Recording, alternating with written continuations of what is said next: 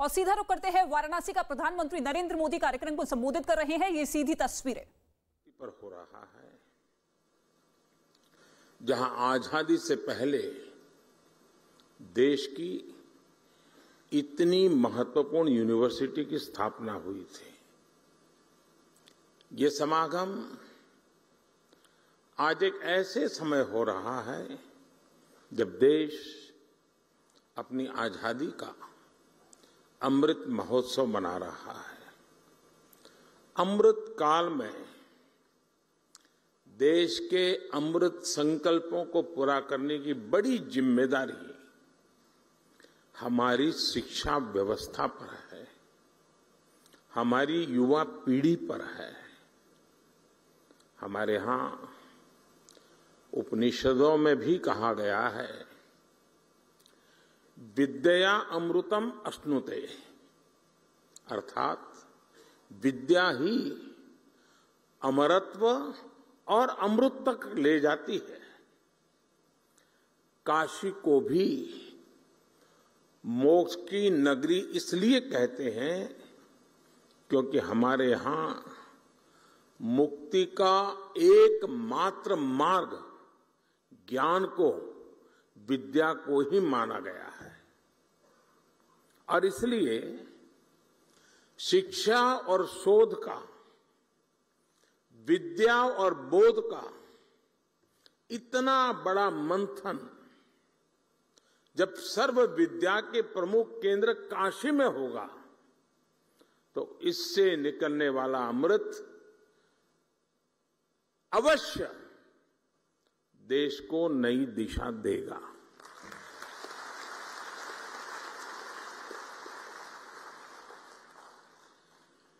मैं इस अवसर पर महामना मालवीय जी के चरणों में नमन करते हुए इस आयोजन के लिए आप सभी को शुभकामनाएं देता हूं।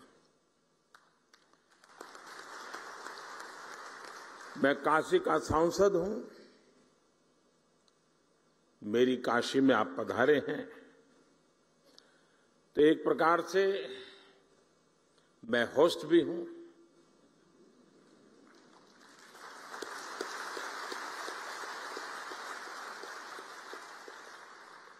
आप इन सब के साथ साथ मेरे भी मेहमान हैं।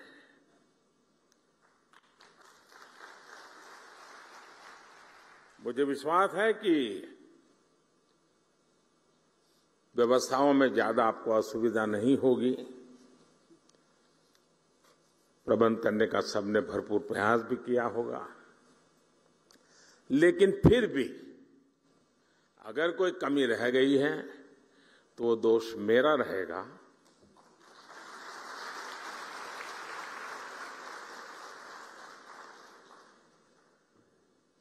और एक होस्ट के नाते कोई भी आपको असुविधा हो जाए तो उसकी क्षमा मैं पहले से मांग लेता हूं। साथियों, मैं अभी एक कार्यक्रम करके आ रहा हूं।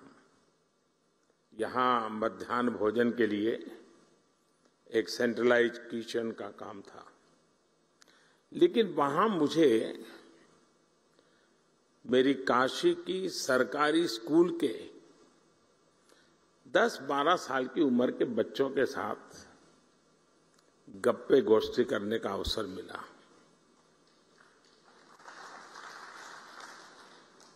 और वहां से निकल करके यहां आया हूं।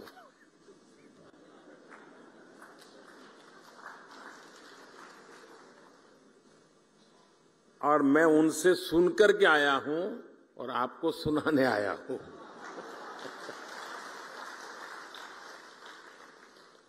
और मुझे कहना होगा,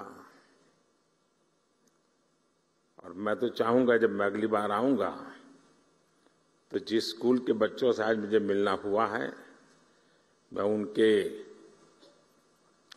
जो टीचर्स हैं उनको मिलना चाहूंगा।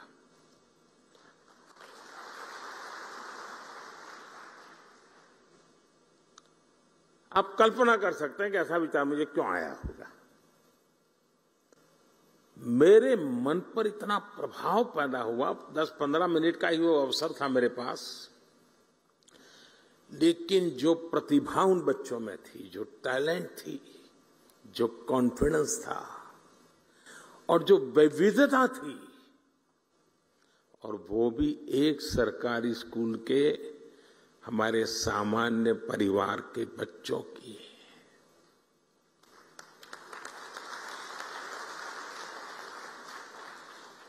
जो टैलेंट वो बच्चे वहां प्रस्तुत कर रहे थे, आपके परिवार में भी अगर आपका पोता नाती अगर ऐसी टैलेंट आपके सामने रखेगा, तो जब भी मेहमान घर में आएंगे आप उसको खड़ा कर देंगे, जरा देखो मेहमान आए वो तुम सुनाओ। मेरा कहने का तात्पर्य है कि वर्तमान पीढ़ी का ये सामर्थ्य, उनकी क्षमता, जब वो आप जहां है वहां पहुंचेंगे, पद पे नहीं, उस इंस्टीट्यूट में, आप तो नहीं होंगे, आप ऐसे इंस्टीट्यूट बना के जाएंगे कि इस प्रतिभा के बच्चे आने वाले दिनों में आने वाले हैं, उनको वहां कमी नजर ना आए। ये काम सबसे बड़ा आपके जिम्मे है।